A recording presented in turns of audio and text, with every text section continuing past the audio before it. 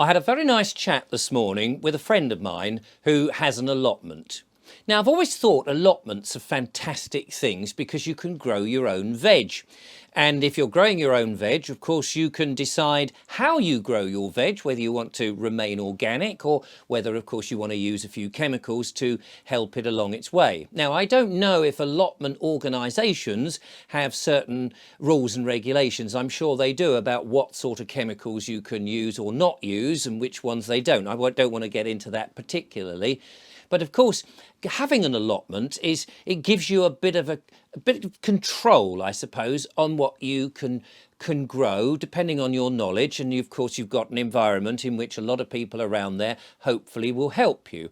And if they've been there longer than you, they'll know what the soil is like. They'll know what the environment is like. They'll know what the seasons are like and what plants thrive and what don't. And that's obviously very good because growing our food at the moment, with the advent of food shortages, with the advent of the Precision Breeding Act in which they're mucking about with the genome of our foods, the advent of course more bugs going into our food chain, the advent of all that processed food that's full of toxins and nasty stuff, and that awareness, of course, that real food is as good as medicine is, and if not better, because it's wholesome. And the fact, of course, you can take it straight out of the ground, whatever it might be, whether that be sweet potatoes or perhaps just peppers, whatever you've managed to grow, and get it onto the plate really fresh and not store it for any length of time like in a supermarket's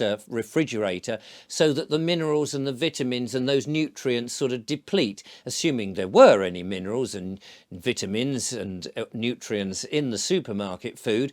But if you can bring it out of the ground and get it on the plate, it's going straight into you and doing you a lot of good. And it made me think about the whole allotment thing, because I know, having spoken to my friend about it, there are long lists. And I imagine that those lists are getting longer and longer at the moment as more and more people become aware of how important food is, and they don't want to eat bugs and they don't want to have processed food. And that they are actually taking more responsibility, which we should all do, of course, for what goes into our mouth. And perhaps what with the recent problem we had in 2020 and then 2021, where a certain substance that may or may not have been developed with the poisons of snakes shoved into it, that was mandated, or at least very much through propaganda, forced upon people, and people did it without really giving their consent to having something injected into their arms. And so people are perhaps a bit more aware now that actually they should be looking after their health, and in fact some of the things that they can grow can keep their own natural immunity at a high level. So I was thinking, well, what do people do if you can't get an allotment, if you can't grow your own food, if you can't look after yourself? And I thought, why have we come to this situation?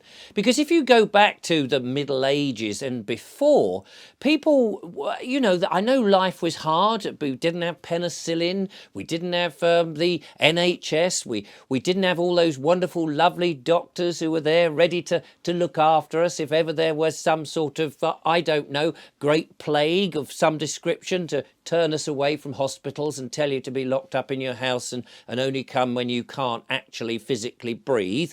But we didn't have all of that.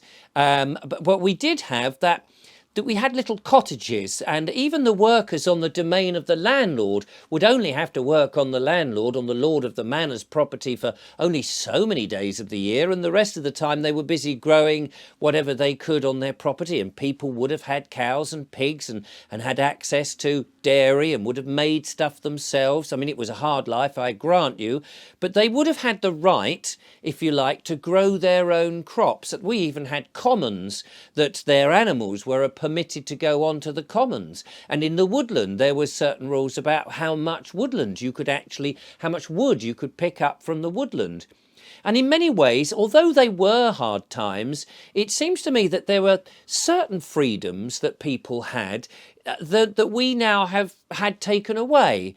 And we're being penalised, of course, in this very strange monetary system that everything seems to be about trying to extract as much money out of you at every possible road that you go down, you know, wringing it out of you, every last drop of money, that humanity seems to have disappeared from what's supposed to be a civilized society. Here we are in this sophistication of life with all the technology, and yet people are being shoved into tinier and tinier houses with barely any land.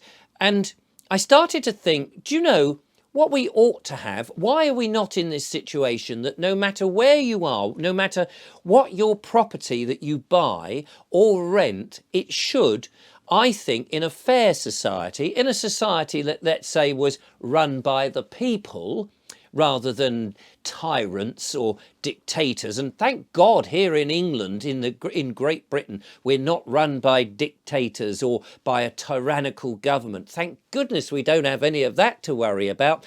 That in a society like this, you would think that no matter how small the flat that you rent, or the little tiny hut that you live in, or the house, or the 2 up, 2 down terrace, or the semi-detached, no matter what it is that you live in, that it ought to come with a small patch of land that you can grow, like an allotment. It should, by definition, enable you to be free enough to have a go, even if you don't want to, but you ought to be free to be able to grow your own vegetables. And why is it we've got into a situation where people are having to rent or are buying property that doesn't have a garden, that even on a tower block, you don't have a piece of land that is attached to that allotment? There's a siren going off on some car at the moment, so excuse that going off, that happens occasionally. But I think a bit of land should have that. I mean, a flat or a house should have a piece of land that goes with it, because why should you be in a situation that you bought somewhere and you are forced now to have somebody else grow your food for you, and that you're forced to go to a supermarket or a shop or somewhere else?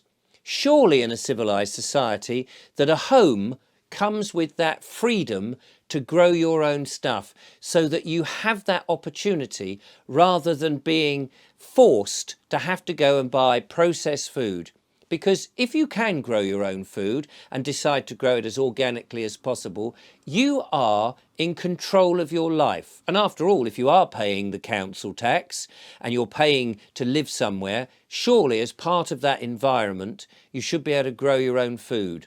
What do you think? I'll be interested in your comments in the comment section below.